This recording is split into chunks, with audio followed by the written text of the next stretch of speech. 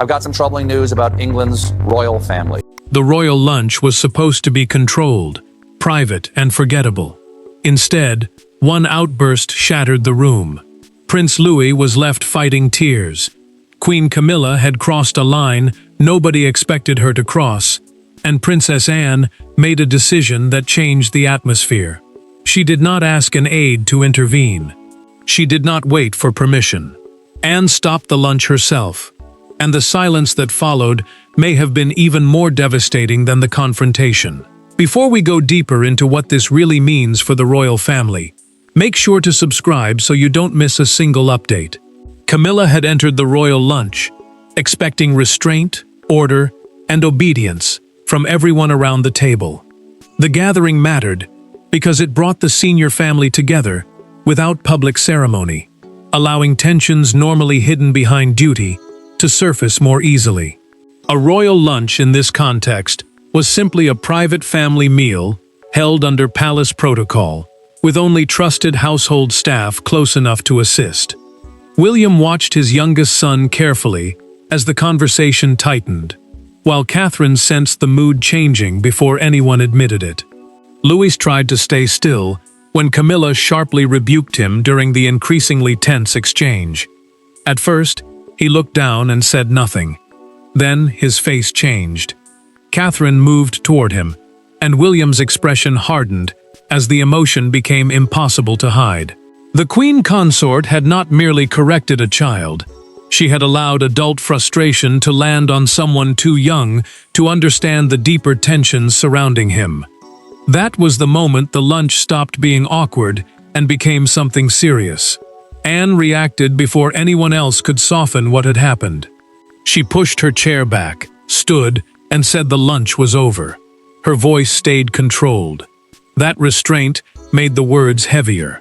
The Princess Royal, a title traditionally given to the monarch's eldest daughter, did not shout at Camilla or argue across the table. She simply ended the gathering and moved Louis away from the confrontation. For several long seconds, the queen remained still, stunned that Anne had overridden the mood so completely. William noticed something that unsettled him even more. Anne did not look surprised. She looked prepared. The prince understood then that his aunt may have feared a moment like this before Louis ever entered the room.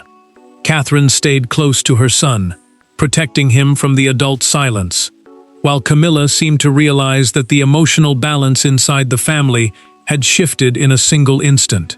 Once Louis was safely away, William began asking the question Anne had already been carrying. How had a private family lunch reached this breaking point at all? For the adults around that table, disagreement was part of royal life. They understood protocol, hierarchy, restraint, and the consequences of every careless sentence. Louis did not. He was simply a child sitting among people whose relationships carried years of resentment beneath carefully controlled manners. And that was precisely why Anne's intervention mattered. She had not merely interrupted Camilla. She had drawn a boundary around someone too young to defend himself against tensions he barely understood. Catherine stayed close to Louis outside the dining room. She lowered herself beside him and spoke softly, trying to restore the safety the lunch had taken away. The young prince was energetic and expressive, but adult anger carried a different weight for him than it did for William or his mother. Royal protocol, meaning the rules that guide behavior inside the monarchy, could teach children when to sit, speak, or wait. It could not teach them how to understand adult resentment. Louis looked at Catherine and asked the question she feared most. Did I do something wrong? The words stripped away every excuse. She told him no, firmly, while he struggled to explain why Camilla's tone had frightened and embarrassed him. William remained nearby, composed for his son, but anger was tightening beneath that restraint. As Prince of Wales, the title held by the heir to the throne, he knew escalation could deepen the fracture. As a father, he felt something simpler. His child had been hurt. Anne understood that conflict differently. She was known for discipline, directness, and dislike of emotional theatrics. That was why her intervention carried such weight. The Princess Royal did not stop the lunch to make a point. She stopped it because she believed the line had been crossed. Later, in a private conversation with William, she told him Camilla's outburst had not appeared from nowhere. She had noticed the Queen Consort growing frustrated whenever conversation turned toward the Wales children and the attention gathering around their future roles. Camilla remained behind after the others left, and the anger behind her words collapsed into something colder. She understood that Anne had not merely challenged her. She had taken control of the moral center of the room. The Queen sat with that realization, while the silence became harder to ignore. William wanted an explanation, but Anne warned him not to mistake the lunch for the beginning. She believed the real trigger had come weeks earlier, during a family moment everyone else dismissed. And when she finally told him what happened, the prince understood the painful truth. Louis had not caused the confrontation at all. He had simply stepped into a conflict, already waiting to explode. Every royal rupture has a moment that seems insignificant, until everything collapses around it. In this case, that moment came weeks before the lunch, during a private family gathering, when a harmless conversation about the younger generation suddenly became something else. No voices were raised, no doors slammed. But Camilla heard a remark she could not forget. Anne noticed the reaction immediately, and William walked away without realizing that a small wound had just become the trigger for something far larger. William had grown used to conversations naturally turning toward his children. Their place in the line of succession, the formal order deciding who inherits the throne, meant George, Charlotte, and Louis carried unusual attention even during private family moments. Catherine understood the pressure that created, but she also knew the children were still young enough to need freedom from adult calculations. Camilla increasingly felt those gatherings bending toward the Wales household, and she rarely said how deeply that shift unsettled her. Louis unknowingly became the spark during a private Windsor tea. Camilla was speaking when he interrupted with the careless energy of a child, and another relative laughed before saying, "The future has arrived early." William smiled and moved on. Anne did not. She saw the Queen's expression tighten for only a moment, but that moment was enough. The comment had sounded affectionate to everyone else. To Camilla, it landed like a reminder that attention was moving forward without asking whether she was ready. Anne waited until the conversation had thinned before addressing her privately. She placed her teacup down and said, "He is a child. Keep it there." Camilla answered with silence. The princess understood that silence immediately. She was not accusing her of anything that had happened yet. She was warning her not to turn irritation with the family's changing balance into resentment toward Louis. The Queen, however, felt judged before she had even acted, and something between the two women hardened. Days later, Anne received a private household note confirming that Camilla had requested a quieter, better disciplined family lunch. The wording dragged her straight back to Windsor. She did not confront the Queen again. She simply remembered. By the time William and Catherine arrived with Louis, the princess was already watching for the smallest sign that the old frustration had followed them into the room. That was why Anne moved so quickly when the outburst came. She had issued one warning already. At the royal lunch, she would not issue another. And when Camilla challenged her decision in front of William, the restrained family dispute became a direct confrontation. The lunch had ended, but the conflict had not. With Louis gone and the doors closed, Anne and Camilla finally stood opposite each other without the protective distraction of conversation, ceremony, or smiling relatives. William remained nearby, saying almost nothing. Then Camilla questioned Anne's right to shut down the gathering. That single challenge changed everything. Because Anne did not defend etiquette. She defended Louis, and she did so in language that left no room for misunderstanding. Camilla broke the silence first.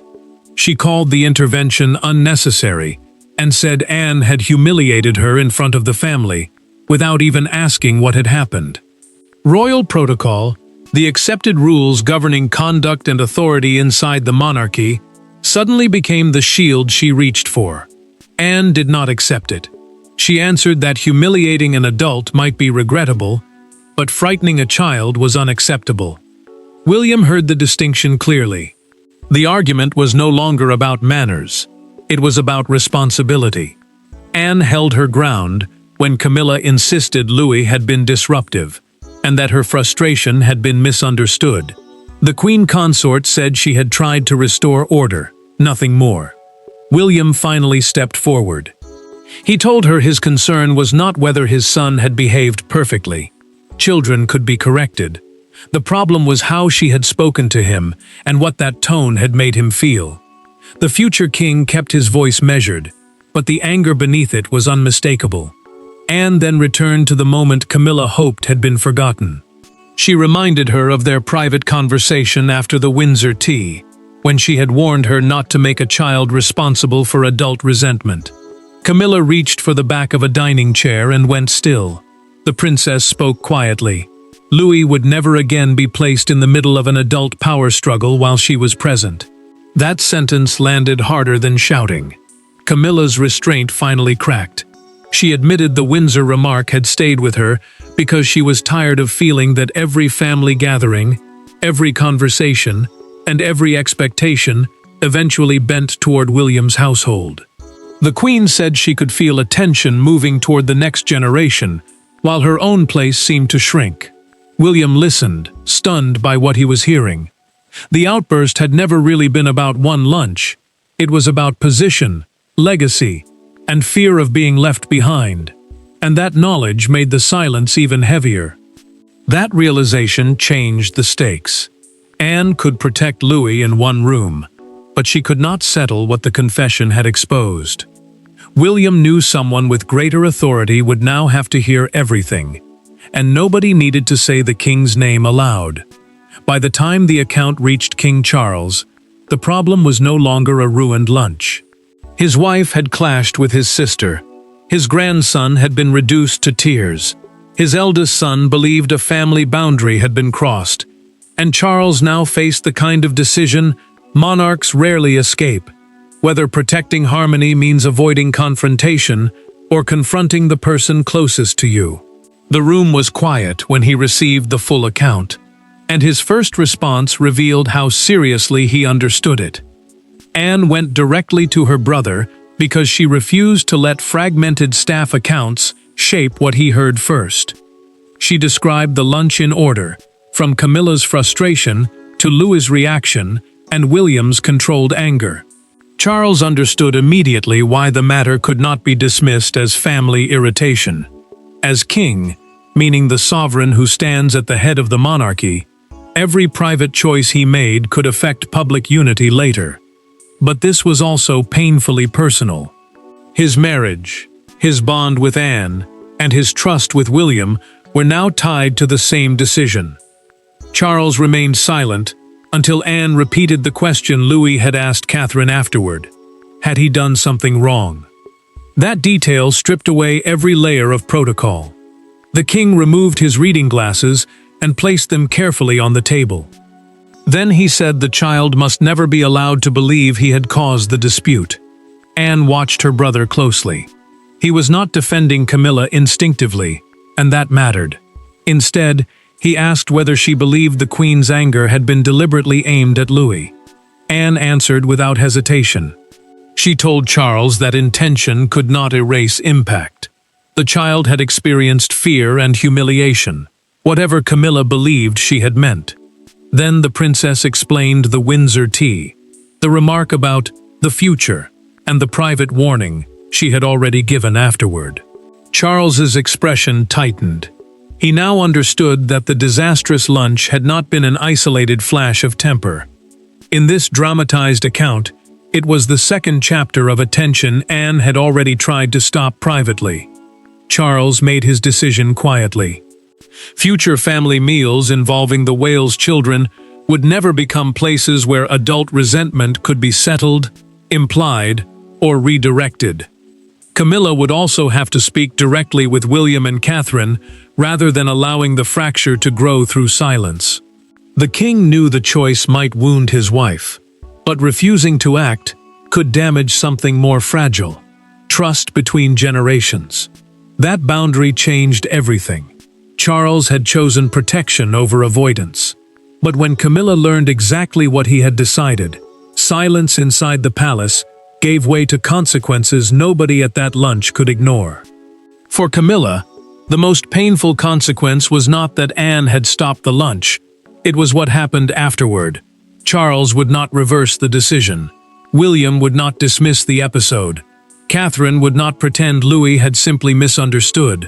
One by one, the familiar escape routes disappeared. What had begun as an angry moment now carried a far more uncomfortable message. The family had drawn a boundary together, and for the first time, Camilla understood that she was standing on the wrong side of it. Charles spoke to her privately and made his position clear. He supported Anne's decision to end the lunch the moment Louis became distressed. The king stressed that this was not a punishment, nor a public rebuke designed to embarrass his wife. It was a family boundary, a clear limit meant to stop adult resentment from reaching the children. Camilla heard the distinction, but it did little to soften the sting. To her, his refusal to defend her felt like abandonment at precisely the moment she expected loyalty. Camilla challenged him almost immediately. She accused Charles of allowing Anne and William to define the entire confrontation without fully understanding the pressure she had been carrying. The queen consort insisted that frustration with the Wales household had been building quietly for months. Charles listened, but he did not give her the escape she wanted. He told her that whatever she felt toward William, those emotions could never be carried through Louis. The child could not become the vessel for adult disappointment. That sentence stopped her. Camilla finally admitted what she had resisted saying aloud. William's growing authority, Catherine's influence, and the attention surrounding their children had increasingly made her feel peripheral inside the family she had fought so hard to become part of. The Queen said the younger generation seemed to fill every conversation about the monarchy's future, leaving her wondering where she belonged in that future. Charles understood the insecurity, but he refused to excuse what it had produced. If she wanted the family to understand her fear, he said, she had to speak about it directly, rather than letting it surface around his grandchildren. The silence changed Camilla more than the argument had. After Charles left, she remained seated alone and noticed Louis's untouched place setting nearby. The anger began to collapse under the weight of regret. He had not caused her fear. He had simply been close enough to receive it. Camilla agreed to meet William privately. Regret had changed the mood, but only honesty could repair the damage, and she was not yet prepared for the person who would walk into that meeting beside him. There were no courtiers in the room, no secretaries, no ceremonial language to soften what had happened. William arrived expecting to speak with Camilla alone, but Anne entered moments later and shut the door behind her. What followed was not another battle. It was more dangerous than that. For the first time, Camilla explained what had been building inside her. William explained what Louis had felt, and Anne forced both of them to separate wounded pride from genuine harm. William had agreed to the meeting because he wanted resolution before the bitterness reached his children again. He understood that a prolonged family feud could become something Louis sensed even without anyone explaining it to him. Camilla understood the same danger, but she entered guarded, still carrying the sting of Charles's decision. Anne joined them because she had witnessed both the Windsor trigger and the lunch itself. This was not a formal royal conference, meaning an official meeting shaped by advisors and protocol. It was simply three family members facing what had happened without anyone else to absorb the tension. William spoke first. He told Camilla that Louis had asked whether he had caused the argument, and his controlled voice made the words harder to escape. The prince said that consequence could not be dismissed as a misunderstanding. His son had taken adult anger and turned it inward. Camilla began explaining that she had never intended to frighten him, that frustration had been building long before the lunch, but then she stopped. The old defense suddenly sounded too small for what Louis had felt. Camilla lowered her voice and admitted the truth. Her frustration had never truly been about Louis. It had been about her own fear of becoming less important as William, Catherine, and their children moved closer to the center of the monarchy's future. The queen consort acknowledged that she had allowed that insecurity to emerge at the worst possible moment. Then, Anne finally explained why she had ended the lunch so quickly. She had not wanted to defeat Camilla. She had recognized a child absorbing emotions created entirely by adults. That distinction broke the resistance. Camilla started to justify herself again, stopped midway, and said instead, "He should never have been made to feel responsible." William did not rush to forgive, but he heard the change. Anne did too. The Queen agreed to apologize directly to Louis, without excuses, without explaining adult tensions, and without asking him to understand her intentions. Inside the family, the first repair had begun.